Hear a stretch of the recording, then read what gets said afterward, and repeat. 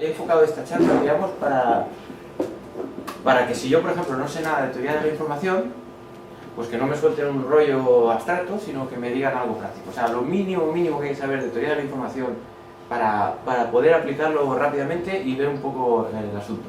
O sea, esto no es una introducción a la teoría de la información, no es una clase universitaria, no es nada de eso.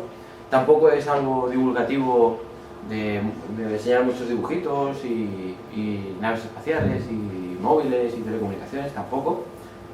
Esto es algo así como, siéntate un momento que te voy a contar una cosa muy rápida y fíjate lo fascinante que es esto.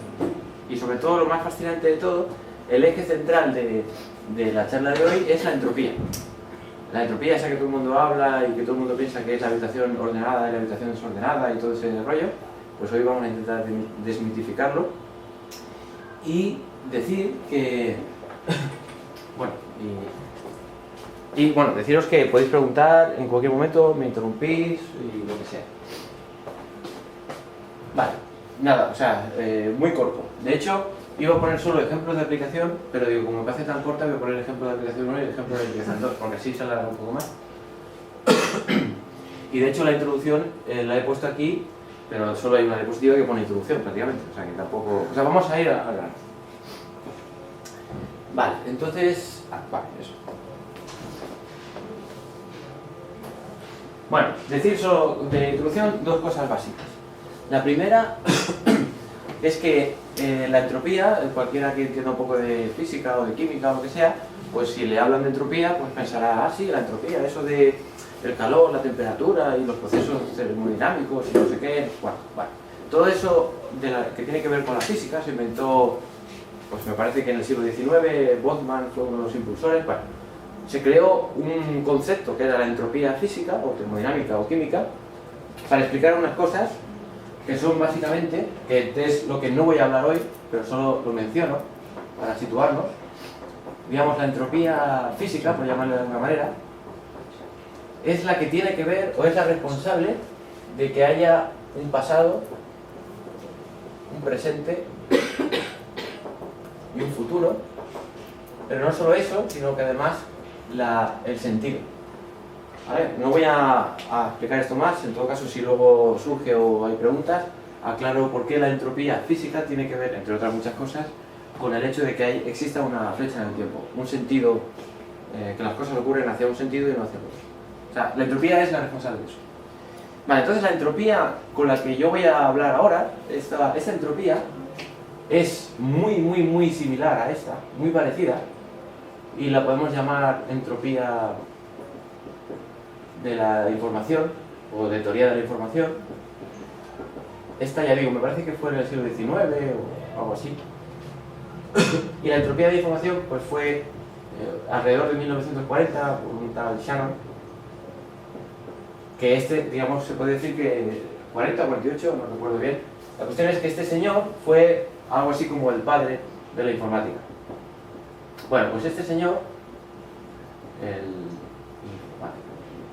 el señor este, fue el que, entre otras muchas cosas, inventó el concepto de entropía de la información, que en algunos casos particulares coincide con la entropía física. Eso es lo más maravilloso de todo.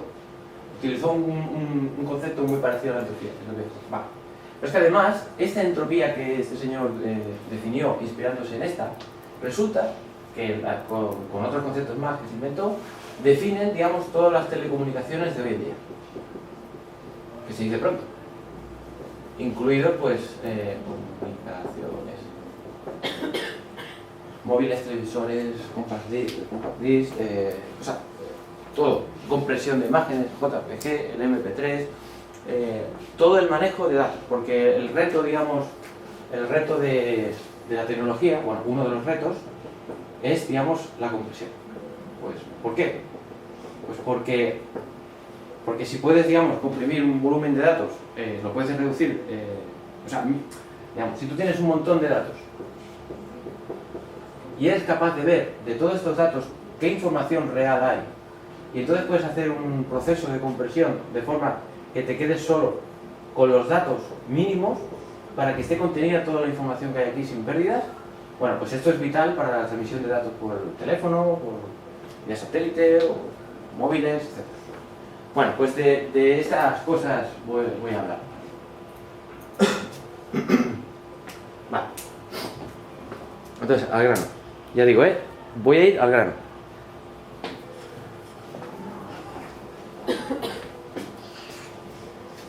Bueno, digamos que la cosa fundamental aquí, de la que voy a hablar, como voy a hablar de probabilidad, que es esencial en este asunto, defino nada, en 5 segundos un poquito lo de la probabilidad, pero nada, muy poco. O sea, lo primero que uno... Bueno, ahora enseguida entenderéis por qué voy a hablar de la probabilidad en este caso. Bueno, la cuestión es que lo de arriba, el símbolo la letra esta, indica el conjunto de posibles resultados de una observación. Por ejemplo, si tiro una moneda, pues será cara o cruz. Pues entonces el simbolito ese, ya como tenéis aquí, en el experimento de lanzar una moneda, pues este simbolito indica que el conjunto de posibles resultados será cara y cruz. Bueno, pues esto es el símbolo habitual con el que se pone, es el conjunto universo, en fin. PI es la probabilidad de un resultado concreto. PI, pues la I esa indica que puede ser 1, 2, 3, cara, cruz, lo que sea. ¿Vale? Probabilidad de cara, probabilidad de cruz, probabilidad de lo que sea. Otro concepto fundamental que vamos a utilizar en esta charla de hoy es lo que se llama el valor promedio de algo. A ver, si nosotros tenemos que, por ejemplo, X puede valer 2 o puede valer 4, y que la probabilidad de que valga 2, yo qué sé, por ejemplo, es 1/3, y la probabilidad de que valga 4, 2/3, la pregunta que uno se puede hacer es ¿cuál es el valor esperado o el promedio, en promedio lo que esperamos que salga de esta cosa?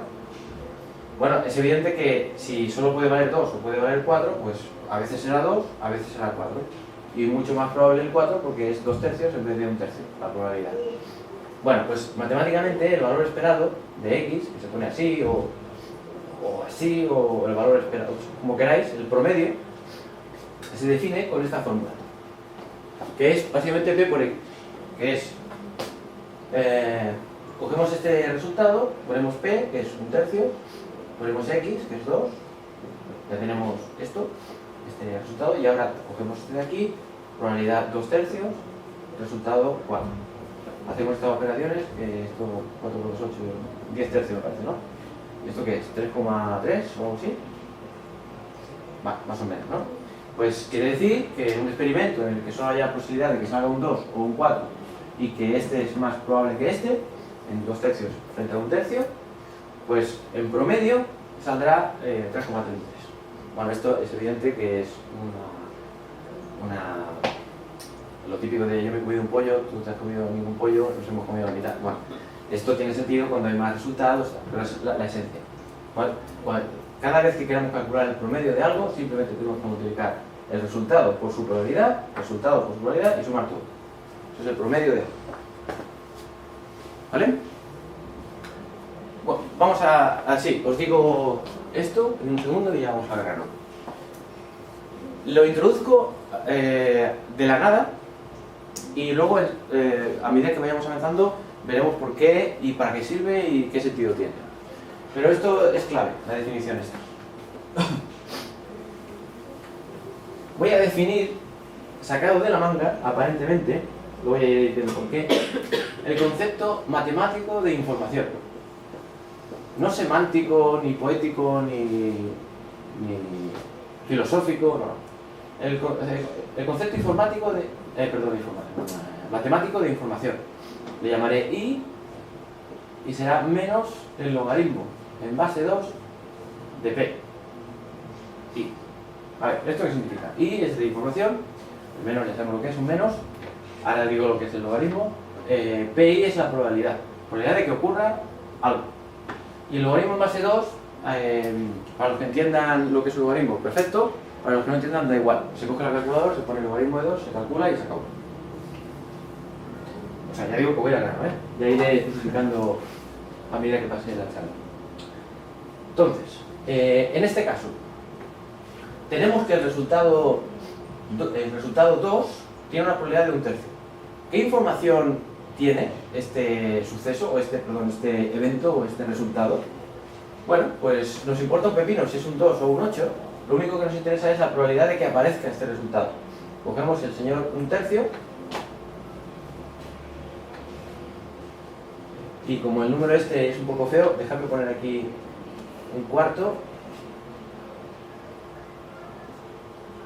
y 3/4 porque no tengo calculadora ahora. ¿Vale? Pues aquí será 1/4 y 3/4. O sea que bueno, aquí estamos, 14. Vale. Bueno, pues vamos a ver la información que está asociada a esto. Pues lo único que tenemos que hacer es, pondríamos I2, que quiere decir la información asociada al resultado 2, ponemos un menos, el logaritmo en base 2 de esta cosa, de 1/4, y esto, creedme que es, esto no hace falta que prestéis atención, un segundo, bajamos a no sé cuánto, pero 4 menos 1, por tanto, 2 a la menos 2, esto será 1, o sea, 2 bits. ¿Vale? Si hacemos la calculadora a este numerito, da 2. Y introduzco la unidad bits porque estoy en logaritmo en base 2, que es como trabaja la informática de hoy en día, en bits. Por eso el logaritmo está en base 2. ¿Esto qué quiere decir? Quiere decir que un resultado de un experimento o de lo que sea contiene información de 2 bits si su probabilidad es de 1/4. Hasta aquí estamos simplemente en una manera de medir la cantidad de información. Y ahora, antes de seguir, os digo una cosa. Si resulta que el valor 2 tiene una probabilidad de 1 de salir, ¿cuánto tiene el valor 4 de probabilidad de salir? 0. Correcto. Porque esto 1 quiere decir 100%. Luego, ¿cuánto vale? Si nosotros estamos completamente seguros de que va a salir el 2, porque sabemos las probabilidades, ¿esto nos aporta algún tipo de información? Si estamos completamente seguros de que va a salir el 2, porque la probabilidad, nosotros sabemos las probabilidades, si no, claro, si no las sabemos, no. Está clarísimo que no aporta ningún tipo de información extra, porque ya sabemos que va a salir. Entonces, ¿cómo se refleja esto en esta formulita que yo acabo de poner, que la he sacado de la manga? Pues muy fácil, ponemos menos logaritmo en base 2 de p, ponemos aquí un 1, y el logaritmo de 1, si lo hacéis en la calculadora, da 0. O sea que un resultado seguro tiene información 0. ¿Vale? Aquí empezamos ya a aprender un poco qué significa esta forma de definir la información. Y por último nos queda averiguar, por ejemplo, si esto tiene una probabilidad muy baja y esto una probabilidad muy alta. No sé si lo estoy poniendo bien, me parece que sí. Esto tiene que sumarlo, ¿vale? Bueno, pues lo pondríamos aquí, menos logaritmo en base 2, 0.0001, y aquí creedme que dará un número muy grande. Me lo invento, no tengo calculadora. 12 bits. Lo estoy inventando, ¿eh? 12 bits es mucha información, mucho más que 2, por ejemplo, o no sé, o 120, no sé cuánto da este número, pero mucho. ¿Qué quiere decir? Que si un suceso es muy poco probable y de repente sale, entonces nos quedamos sorprendidos, nos aporta mucha información. De aquí la definición. ¿Vale?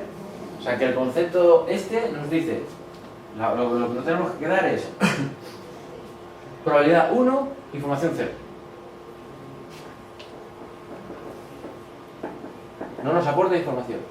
Probabilidad prácticamente 0, información infinita. Esto es lo mismo que decir que si un hombre da luz, la información es infinita.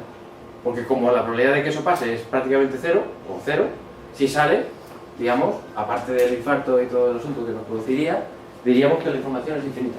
La información que ganamos. Sin embargo, si una mujer da luz, la información es 3 bits, 2 bits, o lo que sea, porque es algo esperable. ¿Vale? Bueno, pues, ¿alguna duda hasta aquí? Bueno, pues pongo unos cuantos ejemplos para coger un poco de soltura. Lanzamos una moneda, posibles resultados de lanzar una moneda, una cara y una cruz, probabilidad de cara un medio y probabilidad de cruz un medio. Se supone que la moneda está equilibrada, 50 por 50. calculamos la información asociada a que salga cara y la que salga cruz, que es lo que he hecho antes, poner las probabilidades aquí y calcular. Y sale un bit y un bit. Vale. ¿Y esto de aquí qué es? Bueno, esto va a salir constantemente, por lo tanto lo digo ya con detalle una sola vez, para que así ya no hace falta repetirlo después. Esto que yo calculo de aquí se llama el valor esperado de, en este caso, la información. Si os fijáis, este menos y este log p es esto, menos log p. O sea que menos log p es la información. ¿Estamos? O sea que esto tiene que ver con la información. Ahora digo la p esta. Esta cosa de aquí significa suma, que quiere decir que todos los posibles resultados súmalos. O sea que si no fuera por esta p, lo que estaríamos haciendo aquí es sumar 1 más 1. O sea, la información e información. Información más información. La de cara más la de cruz. Pero como que hay una p aquí, entonces aparece este un medio, que es la probabilidad de cara y la probabilidad de cruz. Y esto es una suma ponderada, o sea, o un valor promedio. Es decir, lo que yo he dicho antes, esto de esto.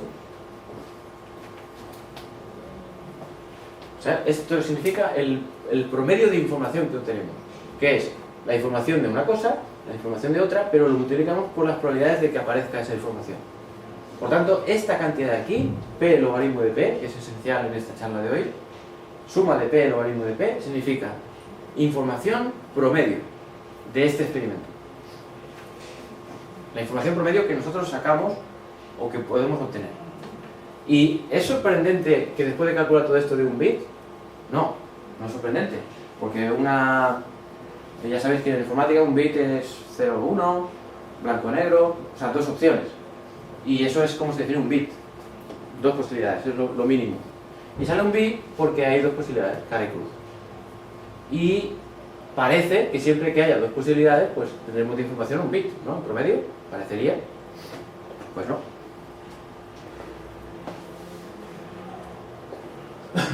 Vamos al ejemplo 2.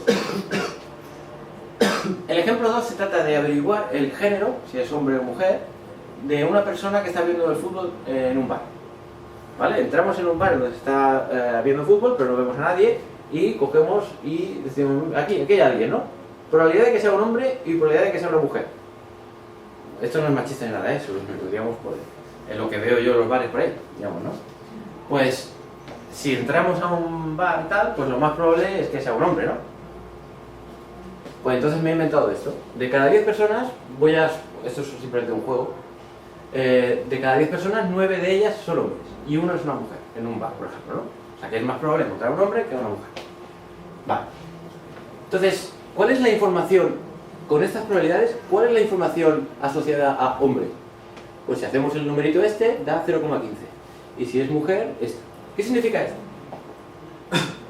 Que el hecho de que cojamos a una persona, la toquemos y descubramos que es un hombre, entre otras cosas porque nos pega una hostia porque lo estamos tocando, digamos, ¿no? Si nosotros descubrimos que es un hombre, ¿eso es sorprendente de alguna manera en un bar viendo fútbol? No. Por eso, como no es sorprendente, no nos aporta demasiada información. Por lo tanto, por eso aquí tenemos solo 0,15 bits de información. Mientras que si resulta que es una mujer, como le llamamos una sorpresa de hombre, una mujer, lo más probable es que era un hombre. Por eso, al calcular esto da 3,32 bits. ¿Vale? Y el promedio de eso, que insisto es esta probabilidad por este número, esta probabilidad por este número y sumar, que es esto, da 0,47 bits. O sea que aquí rompemos los esquemas que quizá podríais tener, que cuando hay un suceso en el que tiene blanco, negro, hombre, mujer, cara, cruz, que uno piense, pues 0,1 bit, un bit de información. No. Eso solo ocurre si son igual de probables que ocurran. Pero cuando hay una asimetría que no son igual de probables, entonces puede pasar lo que sea. Y en general se tiene menos de un bit de información. ¿Por qué? Pues muy sencillo. Porque cuando hay una asimetría, que es más probable una cosa que la otra, ya casi que tenemos una especie de capacidad para predecir lo que va a pasar. Tenemos menos sorpresa, menos información. Y por último, lo que os he puesto antes, ¿no? Si es cara o cruz, pero la moneda tiene las caras iguales, tiene dos caras, por ejemplo, ¿no? Pues en una moneda trucada, con dos caras iguales, la probabilidad de que salga cruz es 0. Entonces, es lo que decimos. Como es seguro que va a salir cara, no nos aporta ninguna información. Como cruz es imposible que salga, pues si saliera sería una información infinita. Esto es una forma matemática de decirlo, porque el logaritmo de cero es menos infinito, con este menos es más. O sea, infinito como siendo imposible, ¿no?, que salga una cruz. ¿Estamos? Sin embargo, lo maravilloso de esta propiedad es que cuando multiplicamos 1 por 0, pues dará 0. Y cuando multipliquemos 0 por infinito, resulta que esto se puede demostrar que este 0 por este infinito concretamente da 0. Por propiedades matemáticas que ahora no voy a entrar. La cuestión es que esto, al hacerlo, da 0 bits. Conclusión: cuando solo es posible un suceso y los otros no, la información que tenemos es 0 bits, porque ya lo sabíamos, no nos aporta ninguna información extra. Resumen: lanzar una moneda comunicada por un bit. Lo del fútbol, menos información porque sabemos que seguro que es un hombre, o casi seguro. Y cuando las dos caras son iguales, que una de ellas es imposible, 0 bits, porque ya lo sabemos, que va a salir cara. Vale. En todos los ejemplos que yo he puesto había dos posibles resultados, pero evidentemente esto se puede extender a todos los resultados posibles que queramos. ¿Qué aprendemos de todo esto? Bueno, pues que cuando los resultados son equiprobables, los dos resultados, estoy hablando de ahora de dos. Cuando son equiprobables es un bit de información en promedio lo que obtenemos, y cuando solo un resultado es posible no tenemos ninguna información, y cualquier otra posibilidad pues estará entre 0 y un bit de información. Dos resultados posibles está desde 0 hasta 1 de posible información que podemos obtener. 0 cuando solo 1 ocurre, 1 cuando es equiprobable. ¿Vale? Vale. Pues resulta que esa cosa que yo he dicho que era el promedio de la información es lo que se llama entropía. Ya, vamos a la que lo acabo de definir. Entropía es el promedio de información que obtenemos de un experimento. Y se calcula a partir de las probabilidades. Hasta aquí es simplemente una definición y parece que esto no tiene utilidad ninguna.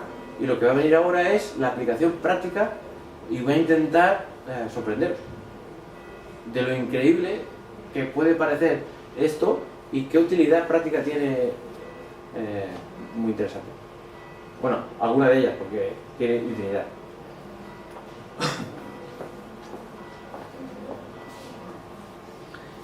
Muy bien. Entonces, ¿qué mejor que explicar estas cositas con los problemas que se encuentran cada día los ingenieros, los informáticos y tal, ¿no? Entonces vamos a ejemplificarlo con un problemita muy sencillo. Vale, nosotros tenemos aquí una máquina que va expulsando números. Entonces, ¿qué posibles salidas tiene este número? Pues en este juego que me he inventado, pues tiene 8 posibilidades, del 1 al 8. Puede salir un 1, puede salir un 5, un 6, un 8, ¿vale? Del 1 al 8 son las posibilidades que pueden salir en esta maquinita.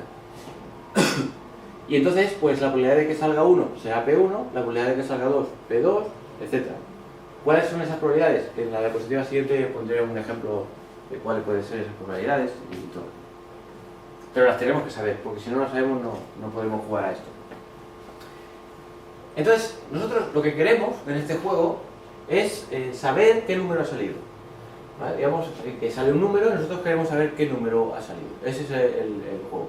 Y para saber ese número, solo el juego consiste, y esta es la clave, y entenderéis por qué el juego tiene que ser así, porque es que esto está basado en cómo se transmite información actualmente en internet y tal. Por eso esto tendrá sentido dentro de 2 diapositivas o 3.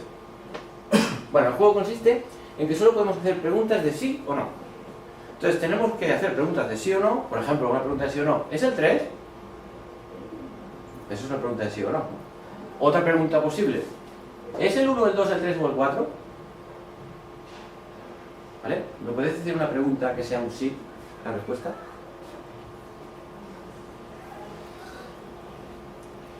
Esto es Es el 1, el 2, el 3, el 4, el 5, el 6, el 7 o el 8. Correcto, la respuesta sería así. Vale, o sea, es simplemente una manera de certificar que que estoy explicando bien. Bien, pues el juego consiste: ¿cuál es el mínimo número de preguntas que yo tengo que hacer de sí o no para hallar el número? Y esto, aunque parezca fácil, no es tan inmediato. O sea, no es difícil, pero bueno. Y aquí es donde esto tiene que ver con la compresión de datos, ¿eh? Aunque parezca mentira.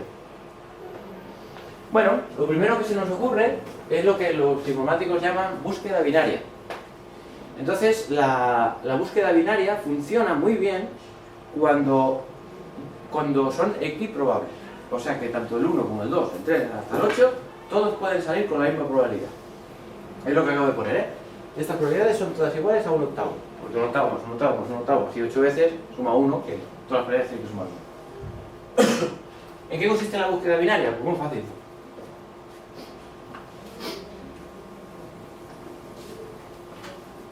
Bueno, ya lo veis ahí, pero pues la mosca.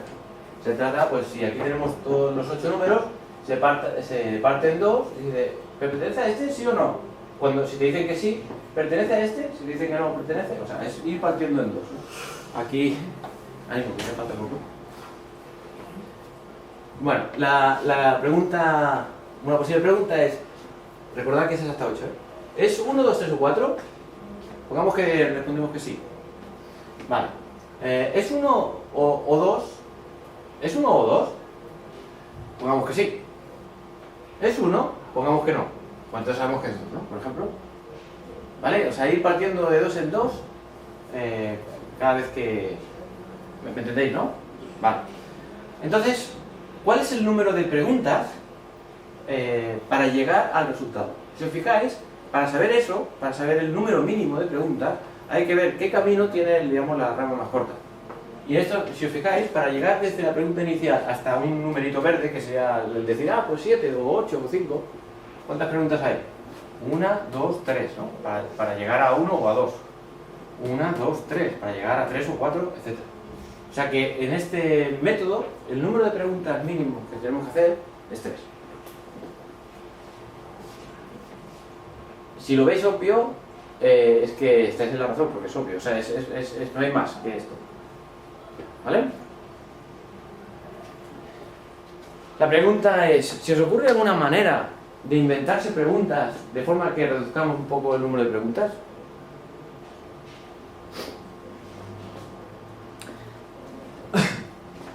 Bueno, ya os digo que la binaria es la más guay cuando todos son equiprobables. O sea que si por lo que sea tenéis que programar en el trabajo, en el cole o por diversión una búsqueda, si todos son equiprobables, es la mejor. Pero ¿qué ocurre si no son equiprobables? ¿Qué ocurre si el que salga 1 tiene un 35% de probabilidades, mientras que salga el 8 solo un 1% de probabilidades? ¿Vale? ¿Qué ocurre ahí? ¿Existe algún método interesante? Bueno, si lo hicierais con la binaria, veríais que la cosa se complica más. Entonces, para este caso hay una nueva estrategia que se llama búsqueda jerárquica. La entropía no está por ningún lado y aparecerá al final como diciendo, aquí llega la estrella de Hollywood y veréis la sorpresa. Búsqueda jerárquica, muy fácil.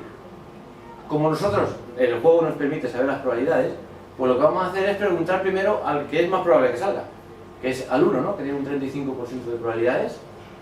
¿Es 1? Y con un 35% de probabilidades dirá, sí, pues ya está. Una pregunta, ¿no? Por ejemplo. Es decir, que con un 35% de probabilidades haré solo una pregunta. ¿En qué caso? Pues cuando el resultado sea 1, que es el más probable.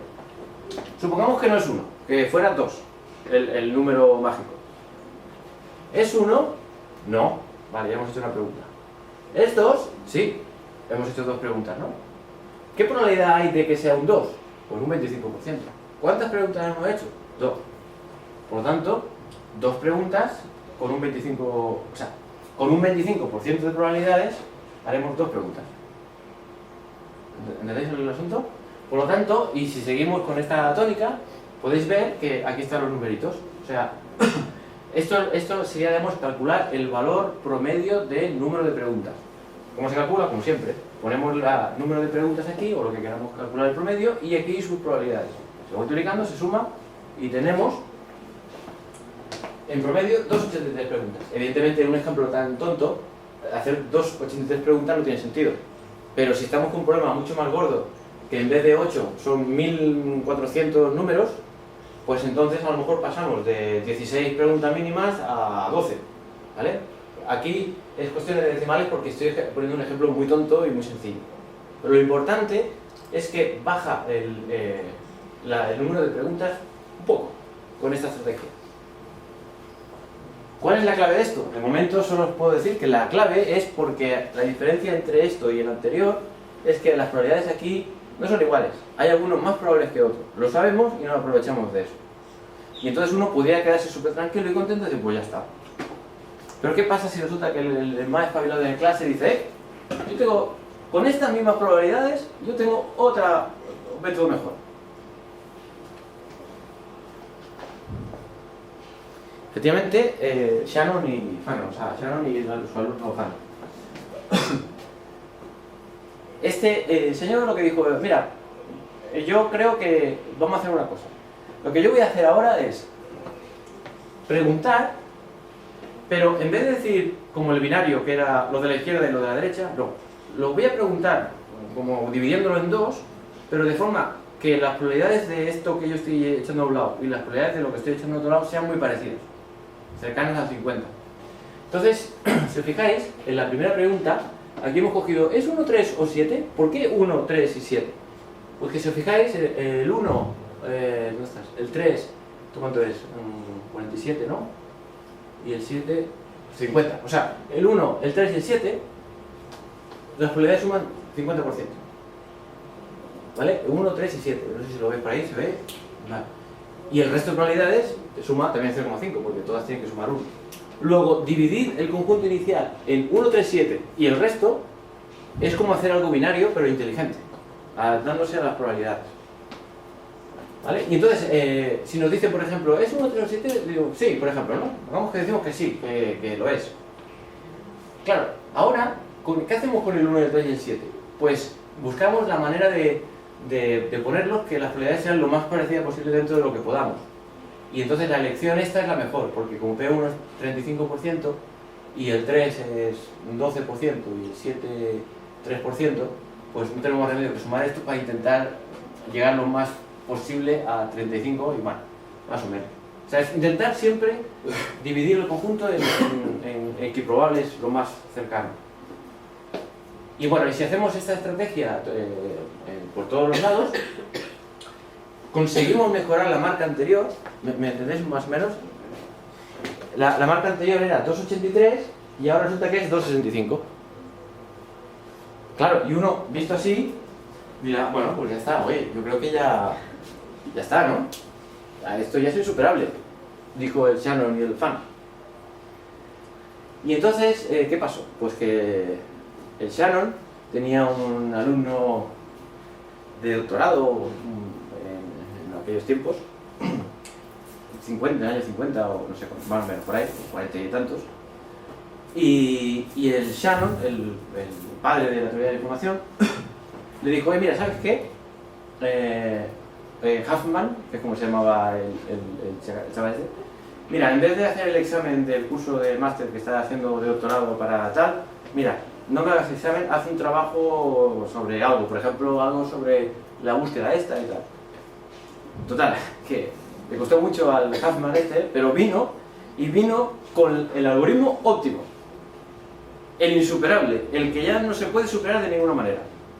Entonces, claro, se quedaron todos anodados. Y este, que es el algoritmo de Huffman, como es el óptimo, que no se puede mejorar, es el que utiliza la mayoría de procesos informáticos de hoy en día. El método de Huffman. Aún no sabéis seguramente cómo asociarlo a almacenamiento de datos y transmisión, porque yo estoy jugando aquí, oye, ¿cuántas preguntas? Pero enseguida veréis en qué se utiliza, ¿eh? Simplemente hablo de las preguntas porque es más ameno, dentro de lo que cabe. Pues nada, el método de Huffman lo que hace es ordenar este árbol de manera que pone, o sea, para entendernos, y solo la idea, ¿vale? Porque como esto va a estar todo en internet, podéis darle al pausa aquí cuando esté, ahora mismo, claro, si me estáis viendo es porque hay internet. Bueno, la cuestión es que le podéis dar pausa y acabar de mirar y todo ese asunto, se está grabando bien, ¿no? Y podéis entrar en más detalle, o no sé qué, o comentar y todo el asunto. La cuestión es que la idea esencial del Huffman es la siguiente. Bueno, primero de todo que son preguntas, eso está claro. Segundo, es que es un árbol. Por aquí, si es sí, si es no, no sé qué. Es un árbol también. Después están las líneas estas azules que representan, digamos, por dónde andamos, de número me refiero, con el tema de las probabilidades. Entonces, por ejemplo, si andamos por aquí, es que estamos hablando de probabilidad 1. Si estamos andando por aquí es que es de 40, bueno, 40 este está un poquito más arriba, 60, bajamos un poco, 35, 25, si bajamos 22, 18, bajamos más, 10, 12, bajamos más, 6, 4, bajamos más, 0, 3, ¿entendéis? Esas líneas marcan por dónde andan las probabilidades. Vale, ¿cómo se construye? Bueno, pues lo que hacemos es, de las 8 probabilidades estas, cogemos la más pequeña, que además ya lo he ordenado para no complicarme es la cosa. Lo que he hecho es ordenarla ya de mayor a menor, para no complicar las cosas. Luego el número 7 y el número 8 son los menos probables que salgan, ¿no? Pues esos señores los ponemos aquí. ¿Vale? El 7 tiene una probabilidad del 3% de salir y el 8 tiene una probabilidad del 1% de salir.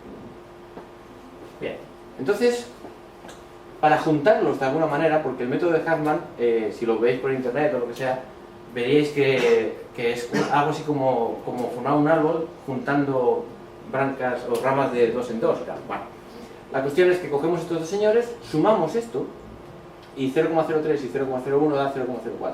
¿Qué significa? Muy fácil. Que el 3% de las veces sale el 7, que el 1% de las veces sale el 8, y que el 4% de las veces sale el 7 o el 8. ¿Vale? Esto es lo que significa sumarlo, ¿no? Y para descartar una pregunta de la otra, solo basta con decir es 7, o también podemos haber dicho es 8. Si es sí, es que tal, y si no, tal. ¿Por qué? Porque los otros ya lo hemos ido descartando. Lo vamos a construir de esa manera. Vale, entonces, una vez hecho esto, que es con lo que se empieza, tenemos el 0,04. Entonces buscamos ahí y vemos que se parezca al 0,04, pues está el siguiente, ¿no? El 0,06. Se parece en orden de magnitud. Lo colocamos a la misma distancia. Y entonces sumamos 0,06 y 0,04, que da 0,10. Y para descartar si es 6 o no, pues ponemos es 6, si es sí, pues ya está. Y si no, como los otros ya están descartados, será o el 7 o el 8. Es 7, etcétera, ¿no? Lo de siempre. Y nada, digo alguno más para ver un poco el asunto, para acabar de... Es que claro, este es el método, este es el corazón de la compresión y el tratamiento de los datos de hoy en día. Así que merece la pena decir un pelín más.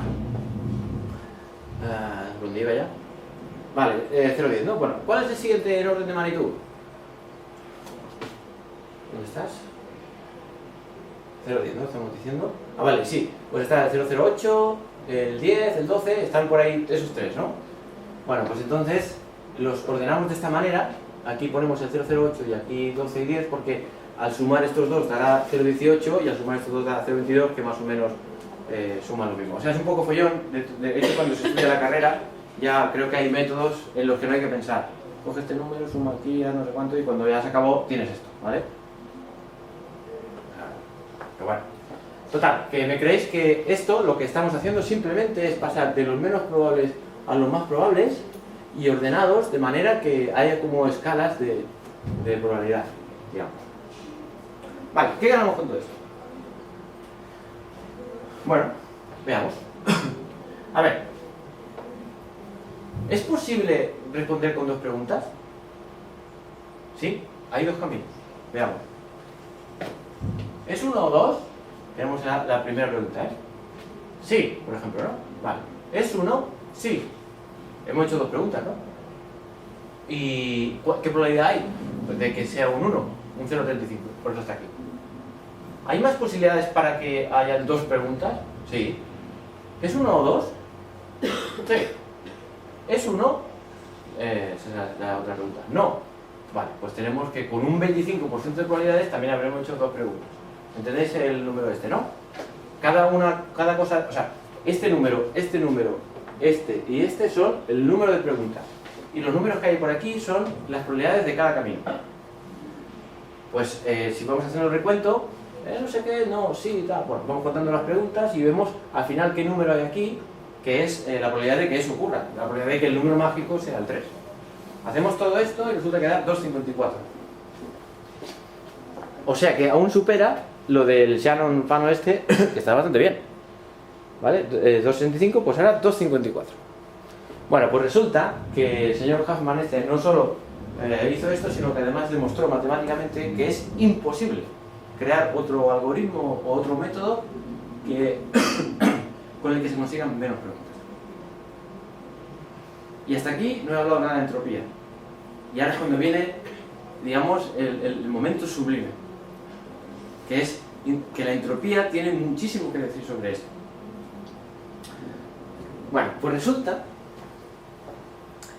que la entropía, recordad que la entropía era, para entendernos, se calcula la información, o sea, la entropía es, no perdamos de vista esto,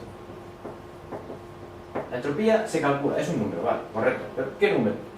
Bueno, pues dime cuántos resultados posibles hay. Pues mira, 1, 2, 3, 4, 5, 6, 7 y 8. Ok. ¿La entropía le importa un pepino si es los 8 primeros números, o A, B, C, D, o Pedro, Juan? ¿Le importa un pepino lo que es? Lo único que le importa son las probabilidades de que aparezcan. Por lo tanto, para la entropía decimos, no, yo quiero que me digan las probabilidades. Ok, las probabilidades te las digo. Pongamos que fueran esas. Perfecto. Pues la entropía lo que dice es, bueno, pues cojo la información 1, de este resultado, que se calcula de esta manera, y lo multiplico por la probabilidad de que aparezca ese resultado. Cojo la información asociada al resultado 2, lo multiplico por la probabilidad de que salga. Así hasta 8, por ejemplo. Y esto es un número. Vale, hasta aquí estamos de acuerdo, ¿no? Es lo que he dicho antes, me parece, que representa el valor medio de la información. Pues resulta que este número, atención, es lo que se llama una cota inferior al número de preguntas. Para entendernos, vamos a calcular la entropía de esta fuente, ¿vale? No hagáis caso a estos números, un momentito, esto lo digo después, ¿vale? Solo tened en cuenta ahora el 1, 2, 3, 4, 5, 7, 8 son los posibles resultados. Estas son las probabilidades de que ocurran estos resultados, lo mismo que teníamos antes todo el rato. Y esto es la información asociada a cada resultado, ¿vale? Tenemos aquí menos logaritmo de no sé qué, menos logaritmo de no sé cuánto, ¿vale? Tenemos aquí todo el asunto. Bueno, os recuerdo que... A ver, pregunta, antes de que diga una cosa más. Aquí ha salido 6, ¿no? ¿Por qué este número es mayor que, por ejemplo, este? Esta es la información, ¿eh? La información asociada a cada resultado. ¿Por qué este número es el mayor? ¿Por qué contiene más información? Porque es menos probable. Exacto, porque es menos probable, correcto. ¿Vale? Pues esto estoy hablando todo el rato de lo mismo, ¿eh? Muy bien. Pues estas informaciones asociadas a cada eso, multiplico esto por esto, más esto por esto, más esto por esto, o sea que es todo este rollo. Y esto es lo que yo llamaba entropía, ¿eh? Lo que acabo de decir. Pues resulta que da 2,48 para este caso concreto. O sea que la entropía, en este caso, definida como está definida, da 2,48. Bueno, pues esto significa que aunque venga Dios, o Jesucristo, o el Papa de Roma, o quien sea, es imposible resolver este problema con menos de 2,48 preguntas. Imposible. O, si queréis, traducido un poco al lenguaje tecnológico, digamos, sería algo así como intentar transmitir una canción o un MP3 o cualquier información por una vía telefónica, por ejemplo. Pues, si queremos que la transmisión de esos datos sea sin pérdidas, sin pérdida ninguna de nada, ni aproximaciones, ni bueno, no, sin pérdida, y y la fuente tiene una información de 248, no podemos utilizar una línea que tenga 2 bits de transmisión. ¿Me explico? O sea que, bueno, me explico más o menos, ¿vale? Ya sé. Ahora voy a lo otro, pero para que os hagáis una idea de lo importante que es este número, esto marca el bitrate, digamos, que necesita, digamos, una fuente de datos para transportar, bitrate no, tampoco, perdón. Bueno, sí, bueno, más o menos. La cuestión es que es el mínimo que necesita el canal de comunicación para transmitirse sin pérdidas. O sea, imaginad la importancia que tiene la entropía. Antes que salía en el sistema del Huffman, Sí, ¿cuánto salía de sí. La binaria, 3 preguntas, ¿vale? ese? La búsqueda jerárquica, 283. La de Shannon, 265. Y la de Huffman, que era lo óptimo, 254. Y claro, tú me preguntas, si es lo óptimo, ¿cómo es que no sale 248, no? Claro, la pregunta que te iba a hacer es, ¿eso significa que existe un sistema mejor o puede ser que no exista? De todas Es que formas. esa es una pregunta que esperaba, así que me encanta que me la hagas, porque era una pregunta que me esperaba. O sea, digamos, ¿puede pasar que el Huffman dé 254 y que la cota sea 248? Sí. Voy intentando acercarme a la respuesta, ¿eh? ¿Puede pasar que el Huffman de 2... Os estamos todo el rato que el límite es este, ¿eh? ¿Puede ser que el Huffman de 2? Imposible. ¿Vale? ¿Qué quiere decir? Quiere decir que el Huffman sea óptimo, simplemente quiere decir que con esas probabilidades, 8 resultados con esas probabilidades, digamos, es lo máximo que se puede hacer. Pero que a lo mejor yo me invento otros números para las probabilidades, resulta que, hostia, mira, casualmente he llegado al límite. Es decir, que depende del problema que pueda llegar más o menos. Esto es una, por decirlo, vamos a decir, limitación física o no sé cómo decirlo, o limitación matemática, y el que se llegue más o menos solo se puede hacer con el Huffman, porque es el método óptimo. Pero no implica que vas a llegar a la cota esta. Creo que ningún otro método va a llegar más lejos que el Huffman. El Huffman es el mejor y está demostrado, pero eso no implica que vaya a llegar justo a la cota. Eso sí, jamás ninguno va a llegar más abajo. Pero es caprichosa esa diferencia que hay el límite entre esos dos números, ¿no? Lo que entiendo es que entonces el Huffman es el proceso óptimo, pero depende de cada problema, puede tener un número de preguntas ligeramente diferente, mientras que la entropía depende del tipo de problema, no de los valores que tenga el problema. Ah, espera. Sí, eso te quería preguntar yo. ¿Ese valor de entropía que has sacado es con este problema, con esas probabilidades concretas? Sí. Claro, sí, o sea, exacto. ¿De dónde se sale este número? Solo de cuántos resultados posibles hay y qué probabilidades. O sea, de lo que se llama la distribución de probabilidades. Dame una distribución de probabilidades de resultados y te digo la entropía que tiene este problema. Luego móntatelo como quieras. Evidentemente todo el mundo se lo va a montar con el Huffman porque es el mejor y el óptimo, no hay ninguno mejor. Y entonces, una vez lo haces, que el Huffman solo depende también de las probabilidades, ¿vale? Pues entonces el Huffman, pues con muchísima suerte se acercará a esto y a lo mejor no, a lo mejor resulta que es 3. Pero es que ningún otro método lo va a superar. No sé si estoy respondiendo o no. Bueno, es que a mí me sigue sin quedarme claro que si el Huffman va variando según la distribución de probabilidades, si cambias la distribución, también te cambia la La entropía. entropía también cambia. Entonces, ¿por qué no casa? No, porque los dos van cambiando, pero y lo que se cumple es que el Huffman siempre es igual o mayor. Pero esto quiere decir que hay una distribución de probabilidades que podría dar 2,48. Exacto. Pero la Que entropía no de la esa sabemos. distribución no daría 2. Exacto.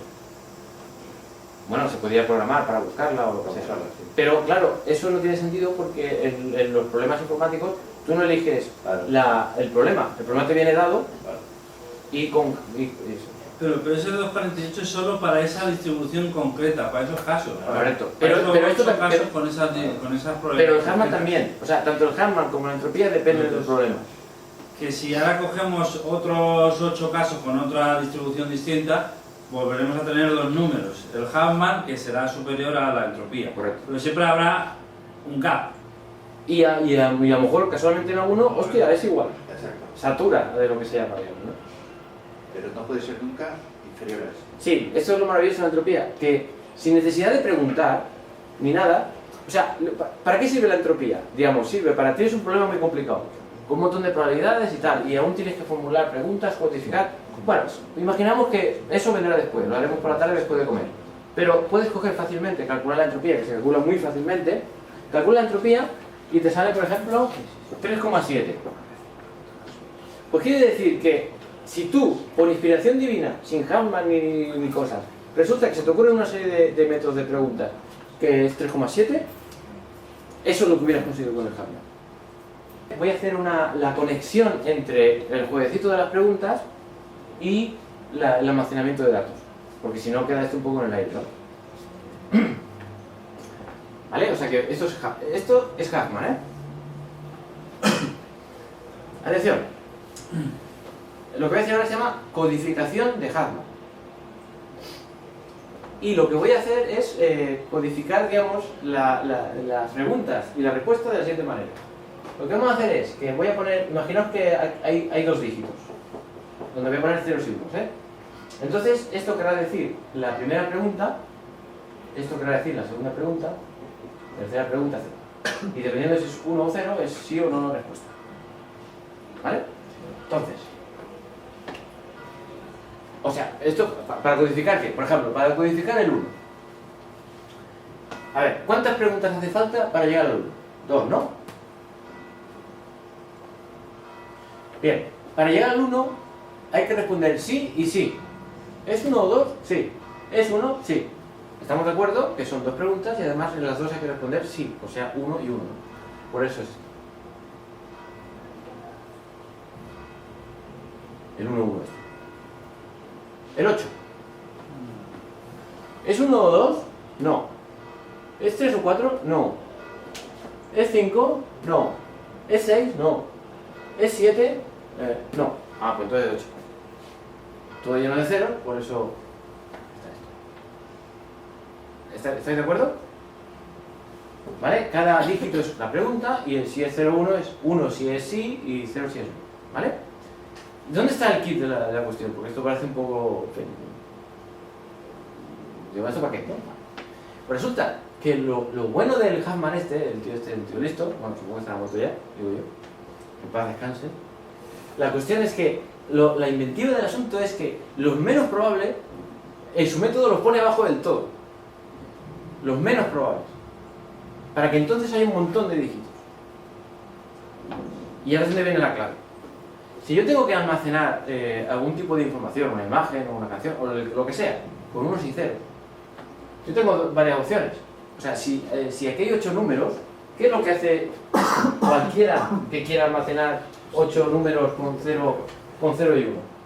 Pues lo que hará es utilizar 3 dígitos binarios. Lo que hará es, pues mira, este es el 1, este es el 2, este es el 3, etcétera, hasta llegar al 8, ¿no? Esto es lo que haría todo el mundo para codificar los números. Pero esto no es lo más inteligente. Lo más inteligente es a los números que son más probables de salir, ponerle menos dígitos. Y a los que son muy poco probables que salgan, más dígitos. Y en promedio resulta que ocupamos menos espacio, sin pérdida. Esta es la codificación de Huffman y lo que utiliza, bueno, hay cosas también parecidas a Huffman y bueno, todo un mundillo que los ingenieros pues están muy puestos y tal. Pero esta es la esencia del corazón del asunto, de cómo se lo montan, ¿no? ¿Vale? Lo que pasa es que cuando me inventé lo que os voy a enseñar ahora, que es lo de la imagen, pues no me la he inventado, o sea, a ver, yo me inventé una imagen, la que os la voy a enseñar. Que cuando le estoy poniendo la palabra imagen, pero tenía que decirle bicho raro. Pero bueno, pongamos que es una imagen. Vale. Cuando yo hice esa imagen no sabía lo que iba a dar. Entonces yo empecé a calcularlo todo y al final, cuando ya estaba en el último momento, dije, hostia, que no me ocupe lo mismo con Huffman o sin Huffman, porque entonces tengo que inventarme otro ejemplo, digamos, ¿no? Y por suerte dio un poco mejor, no mucho mejor, pero porque es un invento mío y de poca resolución y todo el asunto. Lo suficiente para demostrar que se comprimen las cosas. Pero, a ver, la importancia aquí no será lo que se ha comprimido porque es que me lo inventé, ¿vale? No he cogido el mejor ejemplo. ¿Qué es esto? por cierto, fijaos que ella es la última, ¿eh? O sea que casi la última, nos vamos ya. Esta es mi maravillosa imagen que he inventado. Esta imagen, digamos, tiene, digamos, 1, 2, 3, 4, 1, 2, 3, 4, o sea, 4x4, o sea, 16 píxeles, ¿no? Una imagen fantástica, de eso en verdad es un acantilado, lo que pasa es que no se ve bien por la resolución. Es mentira, por supuesto. Y entonces, además, como yo soy bastante tacaño, lo que he hecho para mis números y hacerlo rápido y simple, es que he puesto solo 4 niveles de grises. O sea, ya ni es color, ¿eh? Es en escala de grises y le he puesto 4 niveles. ¿Por qué decimos 2 bits por píxel? Pues porque un píxel, cuando tienes que poner o negro o blanco o un gris por ahí en medio, pues, bueno, si tú, por ejemplo, quieres 4 niveles de grises, lo que normalmente se hace es poner 2 a la 2. O sea, siempre es 2 elevado a los bits, digamos.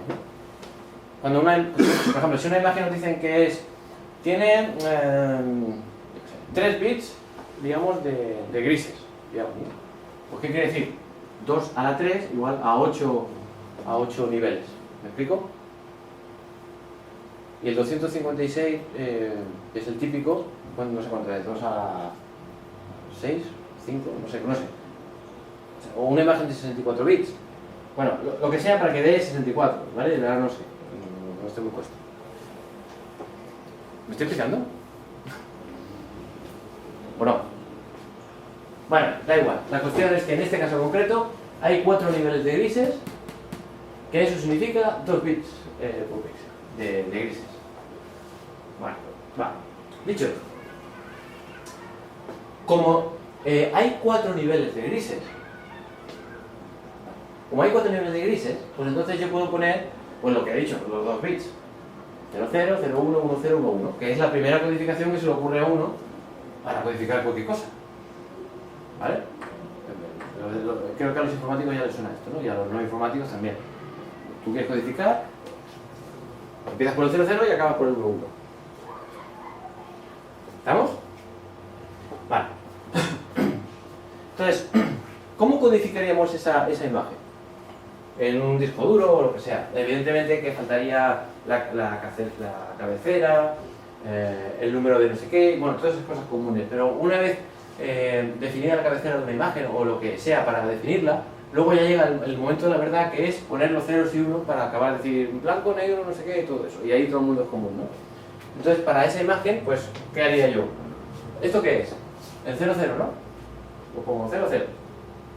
¿El otro cuál es? 01. 1, 0 y 0, 0, ¿no? 1, 0 y 0, 0 dicho. Sí. Vale. Después, siguiente línea. Pues pondría 0, 1, 0, así que, bueno, siguiendo ese esquema. Siguiente línea, 0, 1, siguiente línea. Y en la cabecera es donde se definirían cuánto número va a haber y cuántos píxeles, y bla, bla, bla, bla. Daría la información de cómo va a ser esa estructura. Pero al final, la imagen, sin hacer nada de Huffman ni hacer nada, quedaría codificada en esto. Simplemente contamos cuántos bits hace falta y decimos, bueno, pues la imagen ocupa el disco duro tantos bits. ¿Vale? Esto es, para entendernos, el BMP, que es, no comprime, no hace nada. Grabamos una imagen en el Paint, cuando grabamos con BMP, ahí no comprime nada.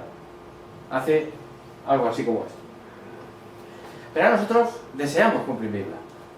Vamos a intentar comprimir esta imagen sin pérdidas. O sea, comprimir que ocupe menos en el disco duro. Bueno, pues vamos a ver. Lo primero que tenemos que hacer es contar, bueno, de hecho cualquier programa lo puede contar fácilmente, cuántos negros hay, cuántos grises oscuros, cuántos grises claros y cuántos blancos, por ejemplo, ¿no? Pues mira, resulta que contando, pues de negros pues hay 1, 2, 3, 4, 5 y 6. De estos, 2, que son este y este, etcétera, ¿vale? O sea, contamos el número de píxeles que hay y lo ponemos aquí. Perfecto. ¿Qué hacemos? ¿Cuántos píxeles hay en total? 16, ¿no? Pues para calcular las probabilidades de aparición, pues simplemente tenemos que decir, pues mira, de 16 veces de 16 píxeles que hay, 6 de ellos son negros. Pues esta es la probabilidad de aparición. O sea que este tiene una probabilidad de aparición en la imagen del 37,5%. Y así se hace con todos. Pues mira, este de cada 16, 2 veces aparece este. Bla, bla, bla. ¿Estamos? Entonces, ya podemos ver que aquí, por ejemplo, el negro aparece más veces que este, que es el segundo que aparece más, ¿no? El gris este, que aparece 5 veces. Una probabilidad de 30. Perfecto, ya tenemos las probabilidades. ¿Y por qué calculo las probabilidades? Porque ya sabéis que las probabilidades son la regla de la fiesta. Con las probabilidades puedo calcular la entropía, puedo calcular el gamma, puedo calcular lo que quiera. Vale. Lo que voy a hacer ahora es una versión reducida del gamma, lo de antes. Que simplemente se coge los grises, 0, 0, 1, 0, 1, 1 y 0, 1, ¿vale? Estos son los grises. Pero ordenado de mayor a menor aparición, ¿vale? De esos, si os fijáis, el negro ya está bien, y el siguiente es el 1, 0, ¿vale? Que aparece este. Los ordeno de mayor a menor aparición, y lo único que hago, el método estándar que enseñan en el cole, en la universidad de ingenieros o lo que sea, es sumamos esto, lo ponemos aquí. Sumamos esto, lo ponemos aquí.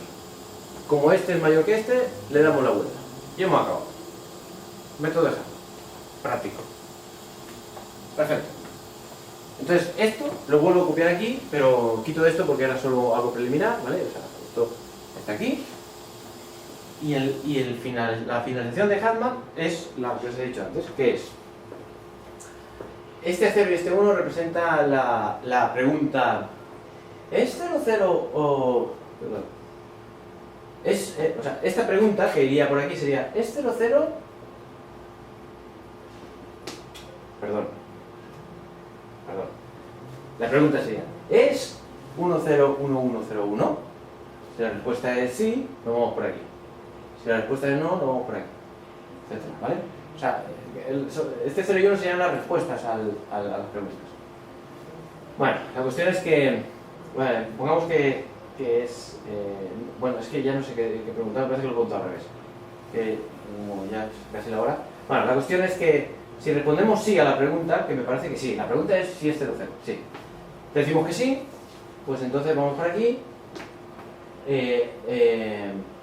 vamos por aquí y vamos por aquí, ¿no? O sea, que esto es más difícil de ver porque es la versión reducida de lo que os he dicho antes, que se vea todo más claro con las preguntas, pero es lo mismo, ¿vale? Creedme que es lo mismo, solo que es más práctico.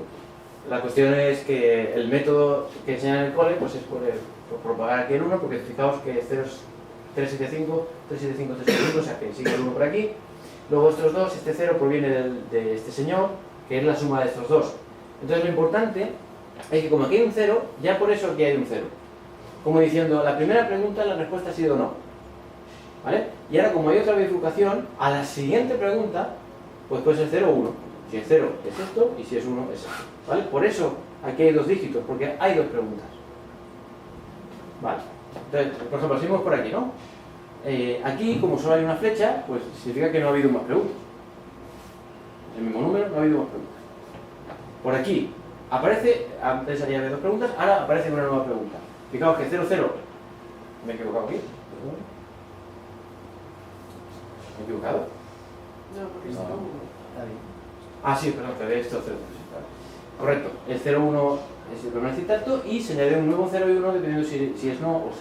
¿Vale? Es lo mismo. Total, esto nos sirve para decir, bueno, pues el 0, 0 es mejor hacerlo con un solo dígito, que es el 1. El 1, 0 es mejor hacerlo con un 0, 0. El 1, 1 es mejor hacerlo con un 0, 10 y el 0, 1 es mejor hacerlo con un 0, 11. Eso es lo que dice el método de Hammer. Esto es mejor, óptimo, que no simplemente poner esto. ¿Vale? Es lo que hay puesto aquí. ¿Vale? Original, Hammer. Menos dígitos, más probable que Hammer. Más dígitos, menos probable. Y ya la última diapositiva es... Claro, ya me veis el otro día, puse todo esto y cuando ya está haciendo lo de Hammer, digo, me caché la mar que va a ocupar lo mismo. Pero por suerte no, ¿vale? Se ha reducido uno. ¿Vale? Pero esto es porque me invento, bueno, lo he inventado así, porque a lo mejor esto no es muy comprimible. Pero seguramente si hubiera puesto toda una figura de negros por ahí haciendo una S o una O o una letra, como hay muchos negros, digamos, pues lo hubiera podido comprimir mucho. Pero bueno, no es tan vistoso, pero creedme que el Hammer lo hace óptimo y lo puede reducir hasta aquí, si la imagen se deja comprimir, digamos, ¿no? Vale, bueno, total, ¿qué es lo que hago? Pues lo que os he dicho. Esta fila pues representa 0, 0, 0, 1, no sé cuánto. O sea, estos números representan la primera fila, con esta codificación. La siguiente fila, tal, la siguiente fila, tal. Y para codificar, pues siempre decimos, a ver, el 0, 0. ¿en qué lo transformamos? En 1, ¿no? Pues por eso el 0, 0 se transforma en un 1. El 0, 1, ¿en qué lo transformamos? En 0, 11. Pues 0, 11. ¿Lo veis? O sea, voy cambiando y al final esto es el tamaño original de la foto o la imagen y esto sería el tamaño de haberlo comprimido sin pérdidas en el disco duro. Vale, y bueno, esto sería la longitud por píxel, pero bueno, esto son cosas que he puesto aquí por poner. Y, bueno, y la entropía de esto, bueno, espera un segundo. Perdón, esto sería lo de esa longitud, pero también se puede pensar como preguntas, porque recordad que la longitud es el número de preguntas, ¿no? Pues el número de preguntas original eran dos preguntas para hallar el píxel, y con Huffman pues se reduce a 1,93, y el tope de esta imagen, lo máximo que se puede comprimir, calculando el asunto con las probabilidades, es de 1,88, que tampoco es mucho. O sea, esta imagen no es muy comprimible. O sea, que lo maravilloso es que si estáis con el ordenador, con el MATLAB o con cualquier cosa, cogéis una imagen y queréis saber cuánto de comprimible es esta imagen, calculáis la entropía y os lo va a decir.